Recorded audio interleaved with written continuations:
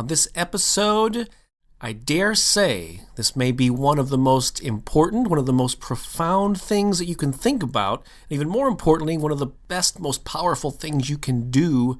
I think you will like this. I recorded it on my iPhone, so please excuse the occasional popping of my peas and the wind and so on the microphone. But I think you really enjoy this one. I certainly felt moved and inspired to deliver it for you. So away we go.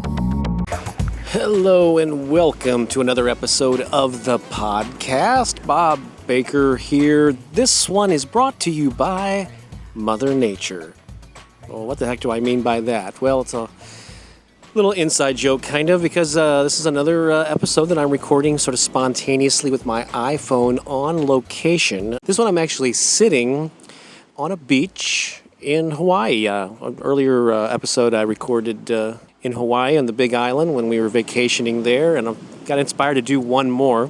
My inspiration, the thing I wanted to talk to you about today as I sit here in the beauty with the ocean in the background, if you hear a little static, it's actually the ocean and maybe the breeze, the waves crashing up against the sand. Is sort of a great location for me to talk about a topic that I think is important to everyone, and the only way I can start this conversation is to tell you about. There was a book that I read many years ago by a woman named Barbara Winter. A number of years ago, a major publisher put out a book of hers with a very enticing title. It's called How to Make a Living Without a Job. And so obviously it was, maybe not so obviously, but the book is about pretty much how to create your own job, how to make a living for yourself, doing something that you're passionate about and so on. But there was something in the introduction of the book that's always stuck with me. It was one of those sort of light bulb inspirational moments when I read it. And I don't even remember the context. I don't have it in front of me to quote it exactly, but it was something along the lines of your ultimate goal should be not to make a living with a certain title, with a certain vocation, or doing a certain thing. It's basically the ideal situation is to make a living by fully being who you are. And that just has always struck me, because so often people end up doing what they have to pay the bills. You know, I've certainly done it. We all have at one time or another, and perhaps you still are. And quite often people pay the bills and earn a living doing something that maybe they're good at, or maybe they're not. Hopefully you're thrilled with your day job or whatever it is that brings in the money. But a lot of times people are sort of going through the motions, just doing what they have to do to get by. And so certainly tons of people are inspired. Boy, I wish I could make a living as an artist or a writer or whatever. But the thing that really struck me, I'm trying to drive home here as I just sort of roll this off the tip of my tongue, is your goal should be to more and more every day throughout the course of your life be more and more fully an expression of who you truly are. So what the heck do I mean by that?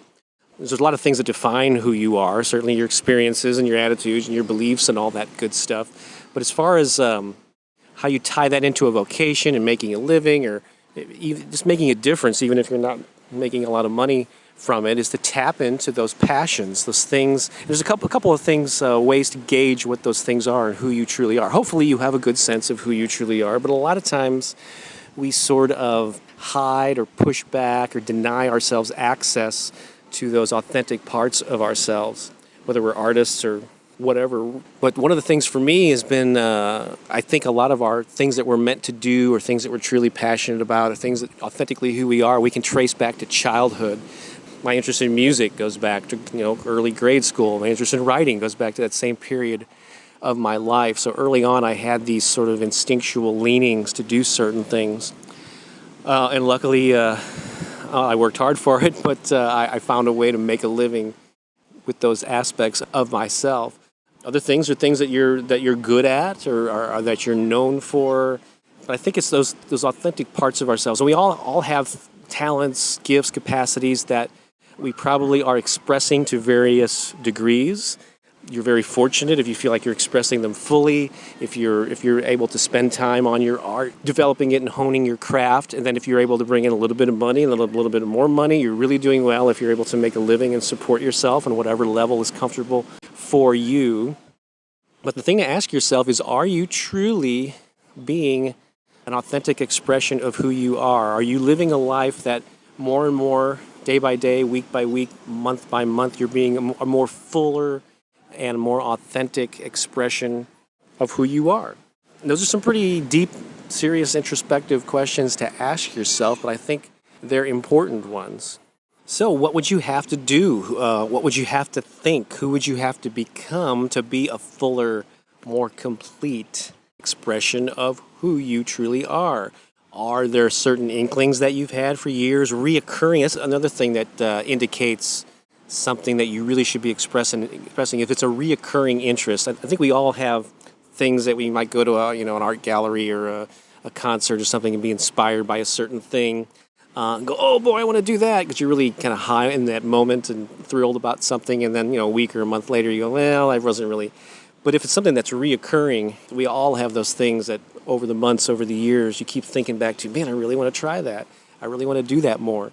So that's another indication. And so a lot of times, just because of our routines, because of our family lives, we deny ourselves a full expression of who we are. And I like to think that to a great degree I am living that authenticity. Certainly I make a living as a writer. I get to play music a lot, and I really enjoy inspiring and empowering people and gathering information and presenting it in a way that helps people to comprehend marketing and reminding people the power that they have within themselves. And it's just part of my mission and how I live it authentically, who I am. And ideally, you want to strive to be in that state and that 100% of the time and fully present and fully always growing and expanding. But you may not get to perfection, and you may waver in and out of it. Even myself, as self-fulfilled as I feel, music has been, being an active performer, guitarist, songwriter, singer, so on and so forth, has been something that's been with me since my, my grade school days. And I even, there's times I kick myself when I realize I'm not spending enough time on music. And the books and so on pay the bills, and I'm very passionate about that. So I spend most of my time blogging and doing podcasts like this, and doing things related to the publishing side, which I do by choice. And sometimes with family life and everything else, you just run out of time to be able to do some of the other stuff. And so we all have to make choices. And so don't kick yourself if you've spent a lot of time raising a family and focusing on your kids, or doing this day job that had to pay the bills to support yourself or your family or whatever. Don't kick yourself. I'm not asking you to beat yourself up and feel guilty, but you can start now to make amends and to start feeding that little artist that's been sort of trying to get your attention for all these years. What little steps can you take to more authentically express who you are and to be who you are? And I know that sounds kind of like something on a greeting card, but when you really think about it, you know what I'm talking about. This is significant stuff. Fully living who you are, being fully expressive, fully in the moment, engaging all of your talents, sharing it with people. Again, you're never going to reach this nirvana perfection state where it's going to be like that 24/7 necessarily, but you can certainly move closer to it. You can close that gap. And I guess life is basically a journey of ever-evolving unfoldment, moving toward a greater, more authentic expression of who you are, developing the gifts, the talents, the capacities that you have in a way that's uniquely you.